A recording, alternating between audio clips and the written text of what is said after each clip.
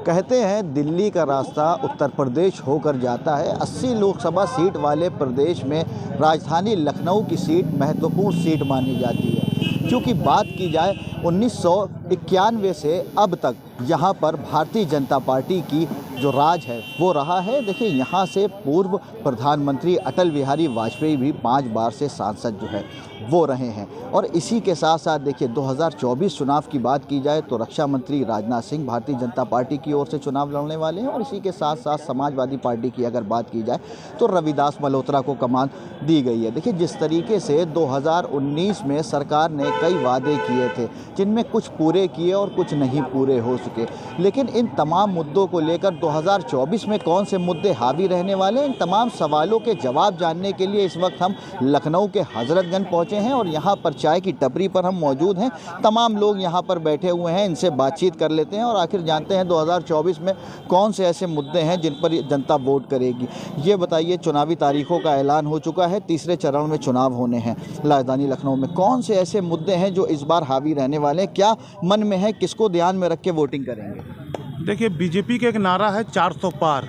अखिलेश भैया उसको करेंगे यूपी से पूरा, क्योंकि अखिलेश भैया जैसे जैसे कैंडिडेट उतार रहे हैं, मुझे अगर 5 लोकसभा सीट को हटा दिया जाए जो उनके परिवार की है, तो मुझे लग रहा है कि अखिलेश यादव जी नरेंद्र मोदी को जो 400 पार का नारा है उसको पूरा करने के लिए काम कर रहे हैं। ऐसी ऐसी जातियों को वोट दे रहे हैं, जातियों को प्रदेश है, धर्म का प्रदेश है, जहाँ 10-20 हज़ार उनकी जाति कोटा वहाँ लोकसभा का कैंडिडेट बना दिया गया। अभी रामपुर के मुरादाबाद की जनता को फुटबॉल बना दिया गया है, कभी एसटी हसन मार रहे हैं, कभी रुचि मार रही हैं। रामपुर में की जनता को फुटबॉल बना दिया गया है, कभी आजम खां के करीबी, कभी अखिलेश यादव के करीबी। ये जनता है, सब जानती है। अखिलेश भैया, आपका 400 पार का जो मोदी जी का नारा है, आपके पिताजी जो पार्लियामेंट में कह गए थे, वो हम पूरा करके दिखा देंगे। क्या लगता है 2024 में कौन से मुद्दे रहने वाले? मुद्दे रहेंगे, देखिए, गरीबी के, बेरोजगारी के, चिकित्सा के, स्वास्थ्य के। राम मंदिर का एक मुद्दा था, वो तो कंप्लीट हो ही गया है।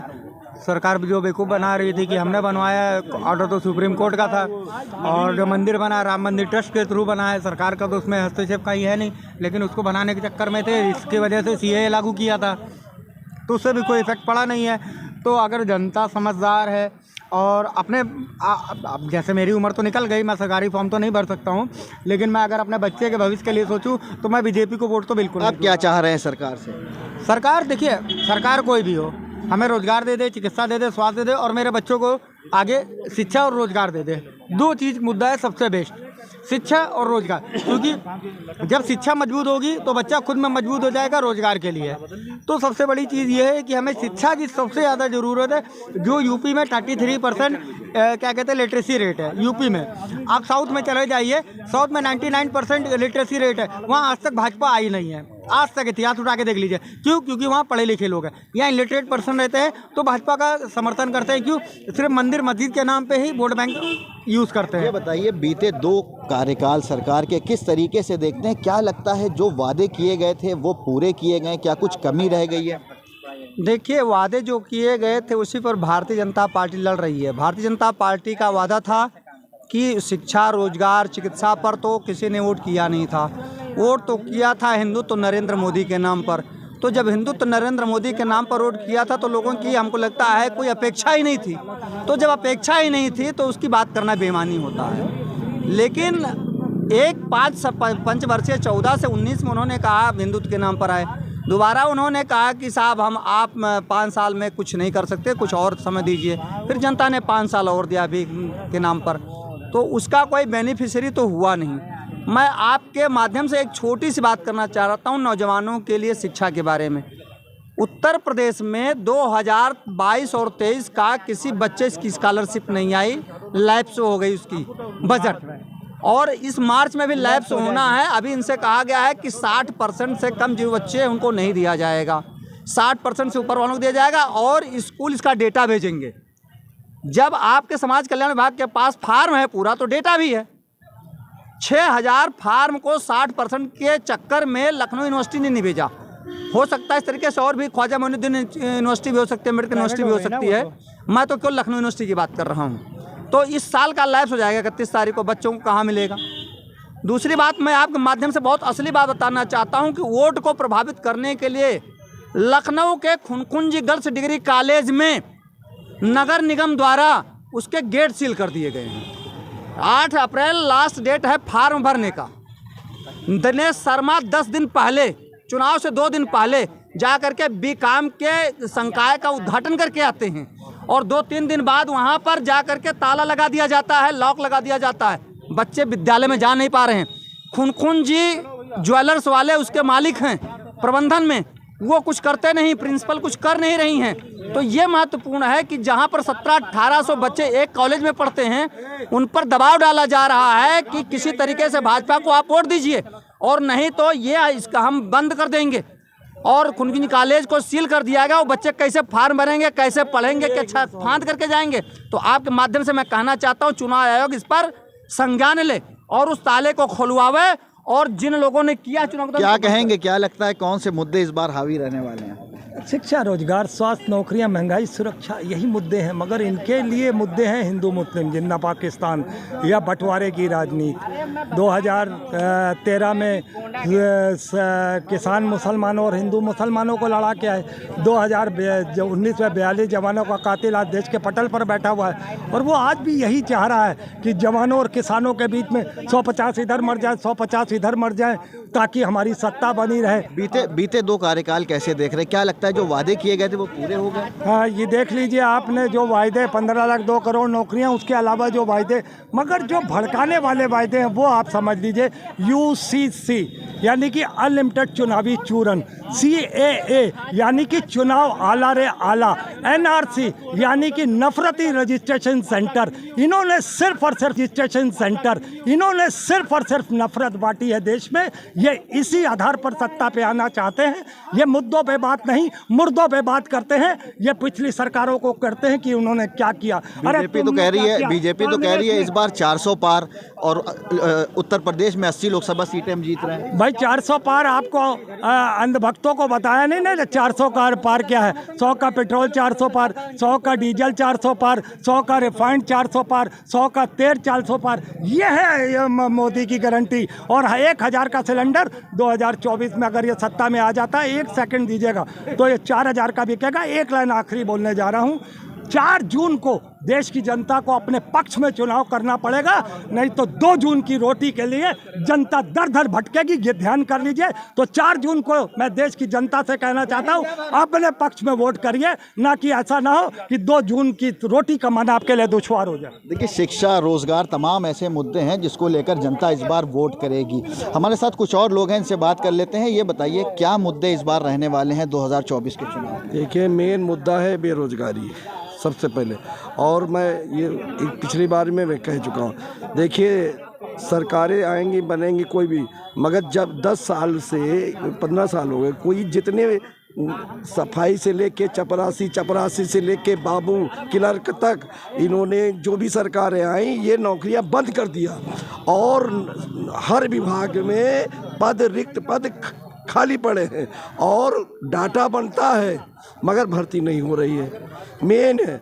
और देखिए, जब भाई बच्चों को पढ़ाने लिखाने से क्या फ़ायदा भाई। अगर हम अपने बच्चे के ऊपर 10 लाख रुपया लगा रहे हैं, पढ़ाई शिक्षा कर रहे हैं और पढ़ लिख के हो गया, जब भाई विभाग सारे ख़त्म करे दे रहे, सरकारी विभाग ख़त्म करे दे रहे हैं सारे।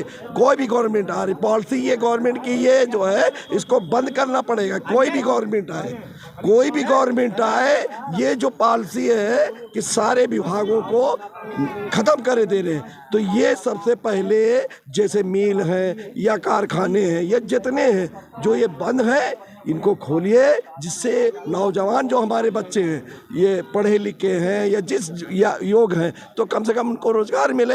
और जब रोज़गार होगा, पैसा होगा तो देश आगे बढ़ेगा। ये बताइए 2024 लोकसभा चुनाव में कौन से मुद्दे हैं जो हावी रहने वाले हैं और सरकार के बीते 10 साल किस तरीके से देख रहे हैं? क्या जो वादे किए गए थे वो पूरे हुए हैं? देखिए, वादे तो जहाँ तक के हैं बहुत ज़्यादा पूरे हुए हैं और वादों के हिसाब से सरकार फिर से दोबारा फिर रिपीट करेगी, क्योंकि जो 20% शोषण करने वाले, 80% का शोषण करने वाले लोग जो हैं 20% लोग 80% का शोषण करते आ रहे हैं। जो गरीब जनता है जहाँ तक जो चीज़ नहीं पहुँच सकती थी वो सरकार ने पहुँचाने का काम किया है, सबसे बड़ी चीज़।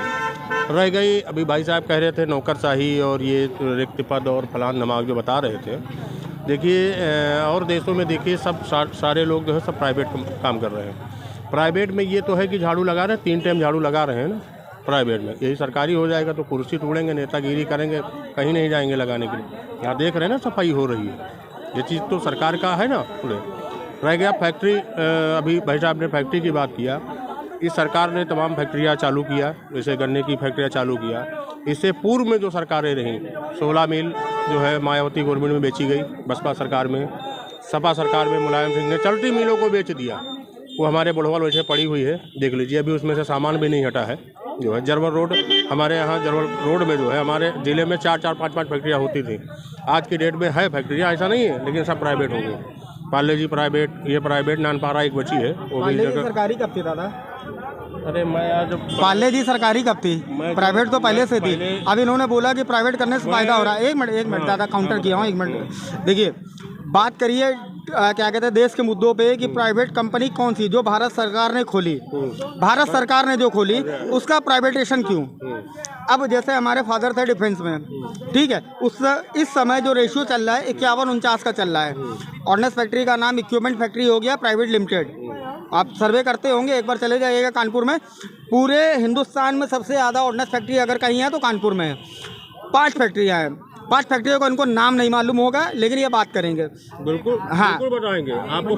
ज़्यादा मालूम, बताइए जो है ज़्यादा फैक्ट्री मालूम है। मुद्दे तो क्या मुद्दा जैसे इन्होंने प्राइवेटेशन बोला, देखिए एक सरकारी आदमी होता है, अगर वो काम करता है उसमें डिफेक्ट अगर निकलता है, प्रोडक्शन में अगर डिफेक्ट निकलता है, जैसे हमारे फादर स्प्रिंग रिकॉइल बनाते थे, इनको ये भी नहीं मालूम है स्प्रिंग रिकॉइल क्या होती है।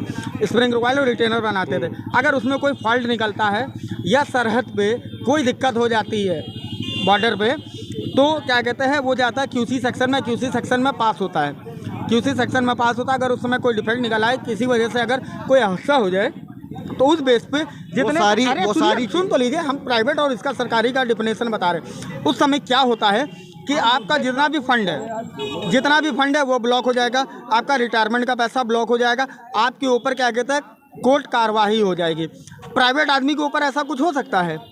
ना उसके पास फंड है, ना उसको रिटायरमेंट पेंशन, अरे 1 मिनट बोलने दीजिए, ना रिटायरमेंट पेंशन है, ना ही उसको क्या कहते हैं क्या कहते हैं आपको ग्रेजुएटी है, कोई चीज़ प्राइवेट आदमी को नहीं है, कोई चीज़ भी नहीं। अगर वो फॉल्ट करता है, तो उसको क्या करेगा ठेकेदार? लात मारेगा, निकाल देगा। उसके बाद 5,000 रुपया 10,000 रुपया में वो देश बेचने का काम कर रहे हैं। ठीक है, सरकारी आदमी जो काम करता है, सरकारी आदमी थे जो देश बेचने का काम, ये भाई साहब जो बता रहे हैं, इनके पिताजी वो स्प्रिंग बना रहे थे, वो फॉल्ट को ये बता रहे हैं कि वही काम ये फिर से लागू करना चाह रहे हैं कि वही फॉल्ट फिर लागू। आज के डेट में जितनी भी चीजें जो बन रही हैं वो नंबर 1 की बन रही है, उसमें कहीं से कोई डिफॉल्ट नहीं। और प्राइवेट में सुन लीजिए, ये 60,000 65,000 70,000 रुपया तनख्वाह पाने वाला आदमी कुर्सी तोड़ के सुबह से शाम तक चला जाता है, एक भी नहीं जो करता है, एक भी काम नहीं करता है। इसका मैं खंडन करता हूँ, कोई भी अधिकारी काम नहीं सुन रहा है। इसका मैं खंडन कर रहा हूँ, खंडन ये कर रहा हूँ। देखिए, सरकारी व्यक्ति की जिम्मेदारी होगी, हाँ, प्राइवेट की कोई जिम्मेदारी नहीं होगी। अच्छा ठीक है, उससे ज्यादा जिम्मेदारी होती है। एक मिनट, प्राइवेट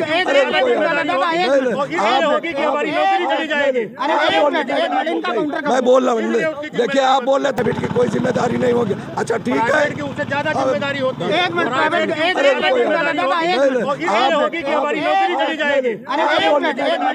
मैं बोल रहा हूँ, देखिए आप बोल रहे थे, हम नहीं बोल रहे थे। देखिए मैं जो कहने जा, देखिए आपको बताओ, 35 साल से, मैं एक सरकार की नहीं बात कर रहा हूँ, 35 साल से जब नारायण दत्त तिवारी हुआ करते थे, आपको मालूम है, उससे नारायण दत्त तिवारी मुख्यमंत्री जब हुआ करते थे तो सीधे भर्ती होती थी, लोग मास्टर रोल में रखा जाता था, उनको पूरा पैसा मिलता था। है, आज भी पैसा सरकार दे रही, सरकार की इसमें कोई नहीं है, मैं सरकार की बुराई नहीं कर। अगर सरकार मान लिया अगर ठेकेदार को 20 और 25-30 हज़ार रुपया दे रही है, तो ठेकेदार को क्यों कर दे, सीधा वो आप उनको रखे और वो सीधा उनको 30,000, ये बिचौलिए वाला काम खत्म करे। भाई आप बताते, सरकार से उसको 30,000 रुपया मिल रहा और उसको 5 और 6 हज़ार दे रहे, ये कौन सा वो है? इसमें लगाम लगा, हम कह रहे चलिए सरकारी अगर भर्ती आप ना कर रहे ठीक है, मगर जो पैसा आप डायरेक्टली दे रहे हैं ठेकेदार को तो बिचौलिए का काम खत्म कर दीजिए। तो मान लिया 30,000 रुपया अगर दे रहे हैं, 30,000 में उसका 2,000 EPF कार्ड भी लेंगे तो 28,000 अगर बच्चों को मिलेगा तो उसकी रोजी रोटी अब 30,000 तो आप सरकार को, इसमें सरकार की गलती नहीं है, नीति जो बनी है वो गलत है। बीच वाले तमाम लोगों से हमने बातचीत की, कई तरह के मुद्दे हैं जो 2024 के चुनाव में रहने वाले हैं, चाहे शिक्षा का मुद्दा हो, स्वास्थ्य का मुद्दा हो, रोजगार का मुद्दा हो। फिलहाल राजधानी लखनऊ की लोकसभा सीट की अगर बात की जाए तो VIP सीट यहाँ ये कहलाती है और 1991 से अब तक यहाँ पर भारतीय जनता पार्टी का कब्जा रहा है और क्या ये कब्जा बरकरार रहेगा ये तो फिलहाल वक्त ही बताएगा। लेकिन जनता के बीच कई ऐसे मुद्दे हैं जिसको लेकर इस बार जनता जो है वो वोट करेगी। लखनऊ से अजहर खान, भारत समाचार।